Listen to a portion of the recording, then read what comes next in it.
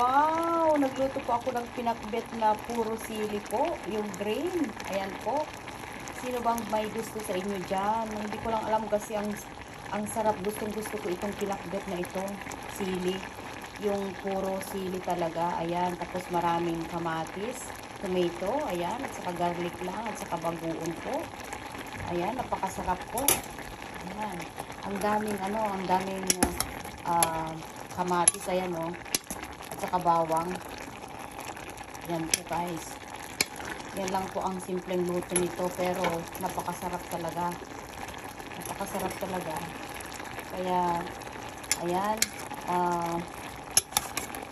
Hanggat medyo kunti yung yung sabaw.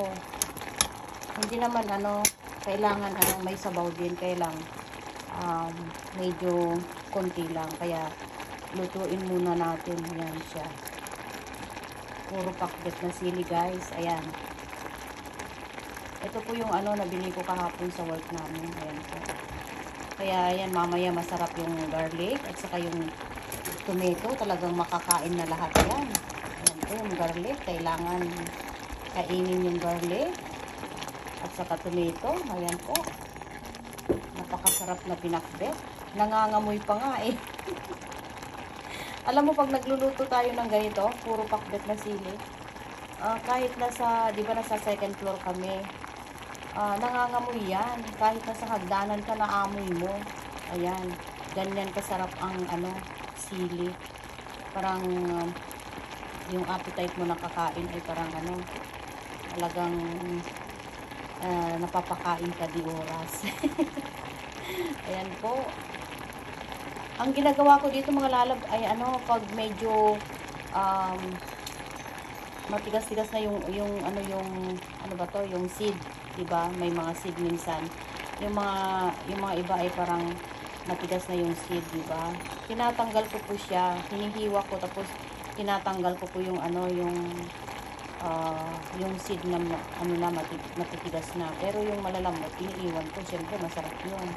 Pero yung mga medyo tinatanggal ko po, ayan kagaya nito, tinatanggal ko yung seed niya yung sa loob, ayan, para makain natin. Kasi ayaw ko nang pag kumakain ka ay yung buto niya ay yung seed niya ay nakakain mo. Kaya tinatanggal ko po yung mga seed niya. Dagitay bukol na. Lagi dyan natangkin nga bukol na. Ikikatot mo ko, hihiwain ko tapos tatanggalin ko sa loob. Ayan. Tapos ayun, para pag kumain ako, tuloy-tuloy. Ayan. Meron kasi rin nagluluto na kahit matitigas na yung seed hindi tinatanggal. Niluluto lang. Pero ako, tinatanggal ko talaga yung yung matitigas ng buto-buto lang. Ayan. Matigas na buto ba yun? Seed. Yun. Tinatanggal ko. Ayan. Malapit ng maluto. Ang sarap diba? Pati kamatis, pati bawang. Masarap na yan. Bakit kaya? Gustong-gusto ko itong pinakbet na ito. Sili. Ang sarap kasi.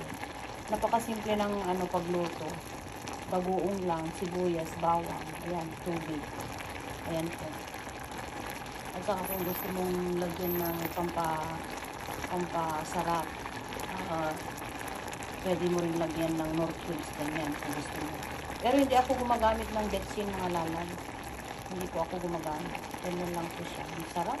Grabe. Tikman na natin. Ang sarap. Tikman na natin mga guys.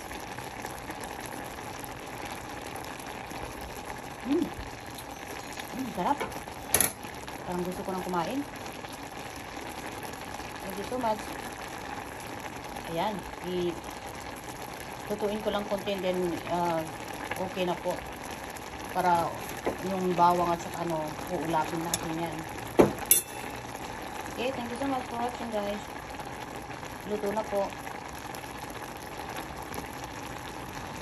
Thank you so much.